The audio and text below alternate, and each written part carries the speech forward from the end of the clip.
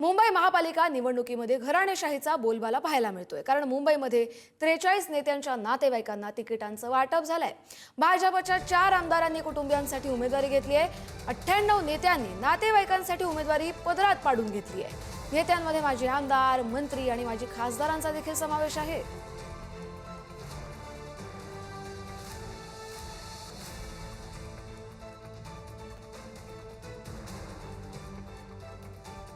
कोणत्या नातेवाईकांना तिकीट मिळालं ते आपण पाहतोय।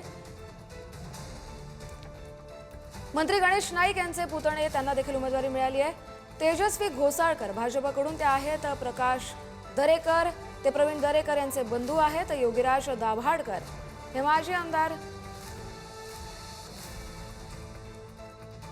संदीप राजगोळकर आपले प्रतिनिधी आपल्याला या संदर्भातील अधिकची माहिती देतील। संदीप, एका ठिकाणी आता भाजपनं असं सांगितलं होतं की भाजपच्या आमदार आणि खासदारांच्या मुलामुलींना किंवा त्यांच्या नातेवाईकांना उमेदवारी मिळणार नाही। पक्षानं तसं बॅन केलं होतं अक्षरशः। पण दुसरीकडे आपण पाहतोय काही लोकांना उमेदवारी दिलेली आहे आणि इतर ठिकाणी देखील राज्यभरात पद आपल्याच घरी राहावं यासाठी प्रयत्न करण्यात आले आहेत।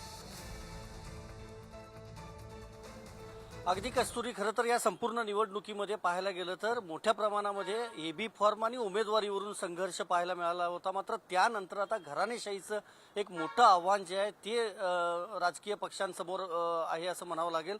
अर्ज माघारीपर्यंत यावर काही तोडगा निघतो का बघावं लागेल। मात्र 98 पेक्षा जास्त राजकीय नेत्यांनी आपापल्या नातेवाईकांच्या पदरात खरं तर ही उमेदवारी पाडून घेतली। कोल्हापूरमधून याची सुरुवात झाली होती, ज्यावेळेला कृष्णराज महाडिक हे धनंजय महाडिक यांचे सुपुत्र त्यांनी अर्ज भरलेला होता। मात्र लगेच 24 तासात त्यांनी अर्ज माघार घेतलेला होता आणि त्यानंतर चर्चा सुरू झाली होती।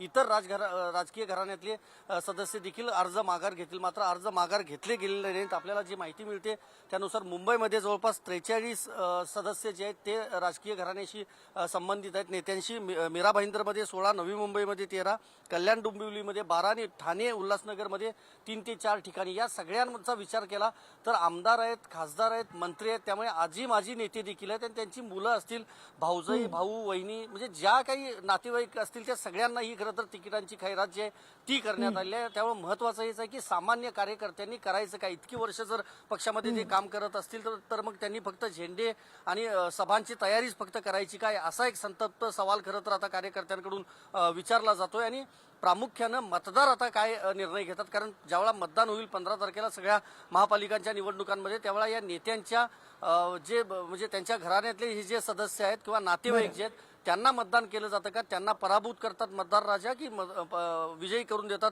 हे तर 16 तारखेला समजेलच। मात्र प्रचंड मोठी चीड एक पाहायला मिळते या सगळ्या निर्णयाबद्दल। हा कस्तुरी, नक्कीच धन्यवाद संदीप तुम्ही दिलेल्या सविस्तर अपडेटसाठी।